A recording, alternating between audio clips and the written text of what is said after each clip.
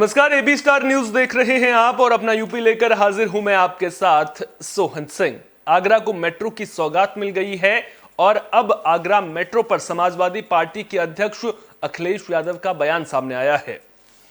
उन्होंने कहा कि आगरा मेट्रो समाजवादी पार्टी की देन है, लेकिन बीजेपी इसका श्रेय ले रही है। बता दें कि अखिलेश यादव संभल में शफीकुर रहमान बर्क के परिवार से मिलने पहुंचे थे। इस दौरान लोगों ने जियाउर रहमान को टिकट देने के लिए नारेबाजी की। अखिलेश ने शफीकुर रहमान बर्क के पोते जियाउर रहमान से मुलाकात की। इस दौरान उन्होंने कहा कि शफीकुर रहमान बर्क ने हमेशा सही का साथ दिया और जनता से भी उनका जुड़ाव था। इस दौरान अखिलेश बीजेपी सरकार पर भी जमकर बरसे। पार्टी के प्रति हमेशा मजबूती के साथ खड़े रहे। उनके ना रहने पर न केवल समाजवादी पार्टी के लोगों को दुख है, बल्कि उनके लाखों लाख साथी, सहयोगी, मददगार, परिवार के लोग बहुत दुखी रहे। इंसान के जीवन में सबसे बड़ी बात है पहचान और सम्मान। उनके ना रहने पर जिस तरीके से जनता ने सम्मान दिया है, ये बहुत कम लोगों को मिलता है सम्मान। जीवन भर जिसने सेव। बीएसपी नेता अनुपम दुबे के फर्जी खातों में 4 करोड़ रुपए के भुगतान मामले में एक्शन देखने को मिला है। पीडब्ल्यूडी के 2 अधिशासी अभियंताओं को निलंबित कर दिया गया है। बता दें कि लोक निर्माण विभाग के प्रांतीय अधिशासी अभियंता ज्योत कुमार और निर्माण खंड के अधिशासी अभियंता राजकुमार पिथौरिया को निलंबित किया गया है। मामला फतेहगढ़ लोक निर्माण विभाग का है। आरोप है कि दोनों अधिशासी अभियंताओं ने अनुपम दुबे के खातों में करीब 4.5 करोड़ रुपए का भुगतान किया था। वहीं पुलिस ने अब तक अनुपम दुबे की 1 अरब 58 करोड़ की संपत्ति को जब्त कर लिया है।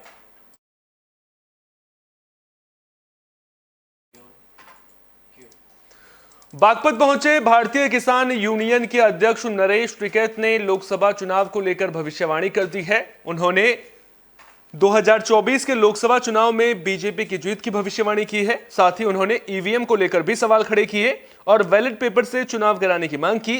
इस दौरान आरएलडी और बीजेपी के गठबंधन पर भी भारतीय किसान यूनियन के सुप्रीमो का दर्द छलका।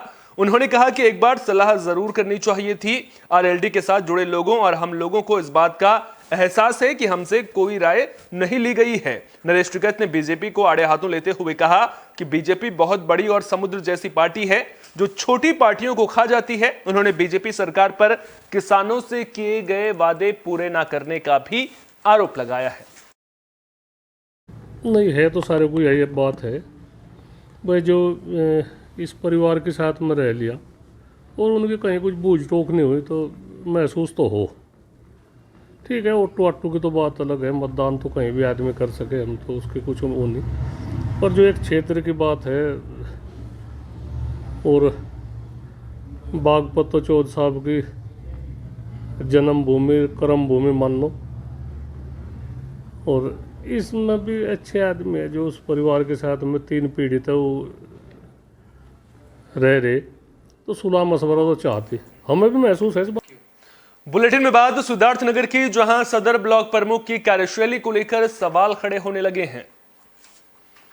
क्षेत्र पंचायत सदस्यों ने डीएम से मुलाकात कर अविश्वास प्रस्ताव से जुड़ा ज्ञापन सौंपा है। बता दें कि ब्लॉक परिक्षेत्र में कुल 69 क्षेत्र पंचायत सदस्य हैं, जिनमें से 57 क्षेत्र पंचायत सदस्यों ने लिखित पत्र सौंपा है, जिसमें क्षेत्र पंचायत सदस्यों के हस्ताक्षर भी हैं। सदर ब्लॉक प्रमुख पर आरोप है कि उनके पद का संचालन वे खुद नहीं कर रही हैं, बल्कि उनके पति कर रहे हैं।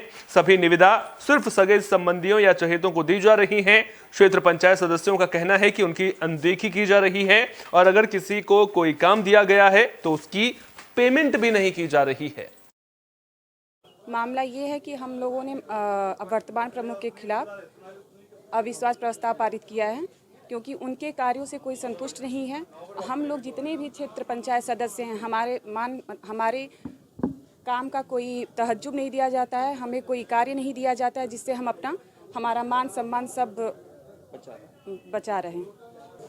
जाहिर सी बात है कि सारे क्षेत्र पंचायत सदस्य आज तकरीबन 5 साल का पद होता है, 2.5 साल हो गया चुने, और सारे लोग पूरी तरह से मतलब वहाँ जाते हैं, किसी का कोई सम्मान नहीं, ना किसी की कार्ययोजना लिया जाता, कार्ययोजना बाहर कर दिया जाता है।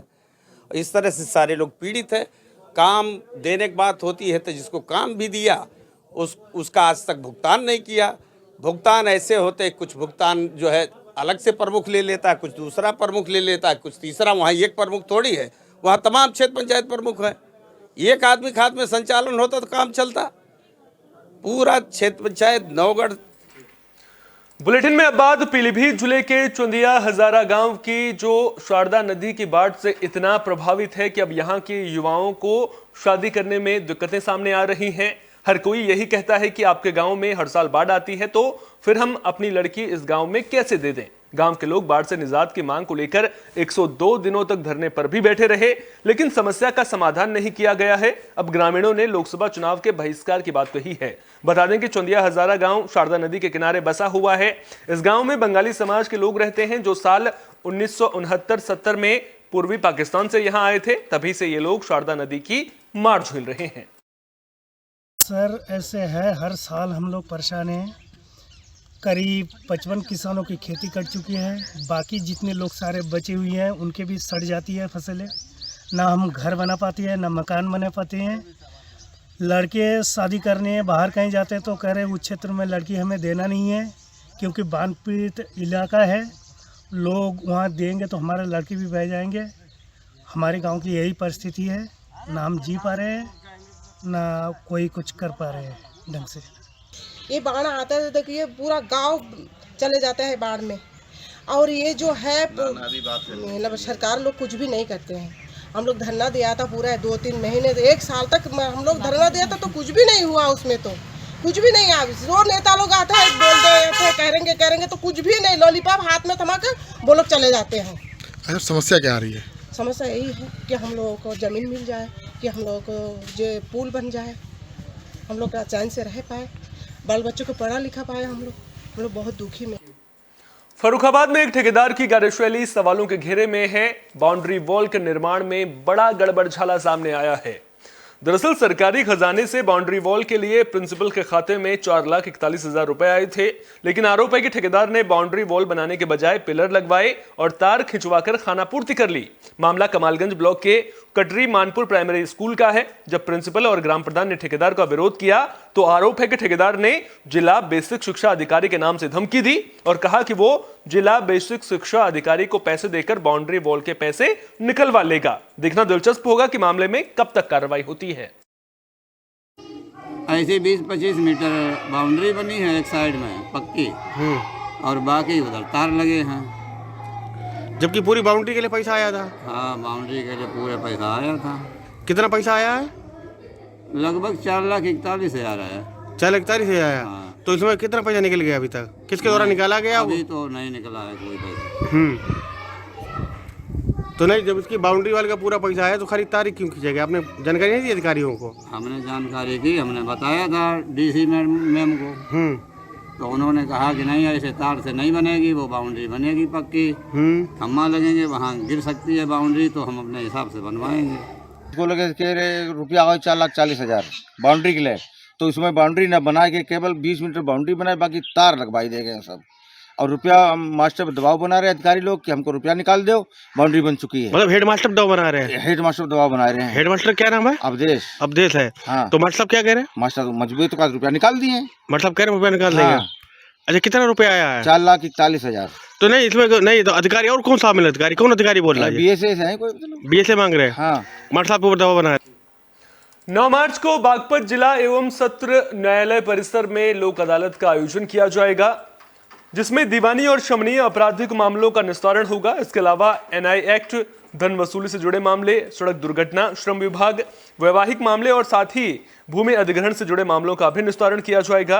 अपर जिला न्यायाधीश शिव कुमार से मिली जानकारी के मुताबिक राष्ट्रीय लोक अदालत में ज्यादा से ज्यादा मामलों का ऑन द स्पॉट समाधान करने की कोशिश की जाएगी, ताकि लोगों को न्याय मिल सके। 9 मार्च 2024 को राष्ट्रीय लोक अदालत का आयोजन राष्ट्रीय विधिक सेवा प्राधिकरण नई दिल्ली व उत्तर प्रदेश राज्य विधिक सेवा प्राधिकरण के तत्वाधान में जिला विधिक सेवा प्राधिकरण बागपत के प्रांगण में होगा। जिला विधिक सेवा प्राधिकरण के अध्यक्ष श्री संजीव पांडे जी के निर्देशन में राष्ट्रीय लोक अदालत का आयोजन किया जाएगा। इसमें जो जहाँ तक तैयारी की बात है, सारे विभागों से संपर्क स्थापित किया गया है। सारे विभागों के अधिकारियों के साथ 5 प्री ट्रायल बैठक की गई है। इसमें शामली में बाइक सवार बदमाशों का तांडव देखने को मिल रहा है। बाइक सवार बदमाशों ने एक रोडवेज बस को रोका और फिर बस के ड्राइवर की पिटाई कर दी। मामला सदर कोतवाली इलाके के दिल्ली यमुनोत्री हाईवे का है। जानकारी के मुताबिक बलवा गांव के पास बस चालक से मारपीट करके सभी बदमाश फरार हो गए। पीड़ित ड्राइवर कपिल ने मामले की शिकायत पुलिस को की है और आरोपियों के खिलाफ कानूनी कार्रवाई की मांग की है। कुछ अज्ञात लोगों ने झगड़ा खराब किस बात को लेके? हॉर्न बजाने के ऊपर, पीछे से हॉर्न बजाते तो साइड बराबर में आके फिर गाड़ी वाड़ी देने लगे। आगे बाइक खड़ा दी, बाइक खड़ाने के बाद में 5-7 बुला के फोन। फर्रुखाबाद में फूड पॉइजनिंग से कई लोगों की तबीयत बिगड़ गई। एक ही परिवार की कई महिलाओं और बच्चों की तबीयत खराब होने का मामला सामने आया है। घटना कायमगंज कोतवाली इलाके के सलेमपुर टिलिया गांव की है। आशंका जताई जा रही है कि घर में बने दूध का मट्ठा पीने की वजह से इन लोगों की तबीयत बिगड़ी है। मामले की जानकारी मिलने पर पहुंचे रिश्तेदार ने 4 लोगों को सीएचसी में भर्ती कराया है। फूड पॉइजनिंग से और लोगों के बीमार होने की जानकारी मिलने पर डॉक्टर्स की टीम मौके पर पहुंची और सभी बीमार लोगों का इलाज शुरू किया। जी, ये सलेमपुर का टिलिया का मामला है और जो है इसमें 10 लोग थे टोटल, जिसमें 5 बच्चे थे, 5 बड़े थे, व्यस्त थे। टोटल 13 लोग थे। इसमें 8 लोग जो हैं थोड़ा व्यस्त थे और क्या बोलते हैं 5 बच्चे थे, जिसमें 3 लड़कियां और 2 लड़के थे। हमने पत्ता गोभी और आलू सब्जी बनी थी घर पे और रायता बना था, वही खाया था। उसके बाद से सबकी हालत बिगड़ने लगी। कितने लोग थे घर में लगभग खाने वाले? खाने वाले हैं 10-12 लोग। तो सभी की हालत खराब। तो फिर आज दिखाने आए डॉक्टर को? जी, जब मतलब खाट से उठ ही नहीं पा रहे थे कोई भी लोग, सबकी हालत। फर्रुखाबाद से हादसे की खबर सामने आ रही है। बिजली की बंच लाइन डालते वक्त एक पोल टूट गया था। हादसे में संविदाकर्मी लाइनमैन की मौत हो गई है। मामला शमशाबाद थाना इलाके के उलियापुर गांव का है। दरअसल संविदाकर्मी लाइनमैन पोल पर चढ़कर बिजली की बंच लाइन डाल रहा था। इसी दौरान अचानक पोल गिर गया था। ग्रामीण बिजली विभाग के संविदाकर्मी को लेकर अस्पताल भी पहुंचे, लेकिन उसे बचाया नहीं जा सका। अपना यूपी में फिलहाल के लिए इतना ही। अपना बहुत बहुत ख्याल रखिए। देश और दुनिया की तमाम अहम खबरों के लिए देखते रहिए AB स्टार न्यूज।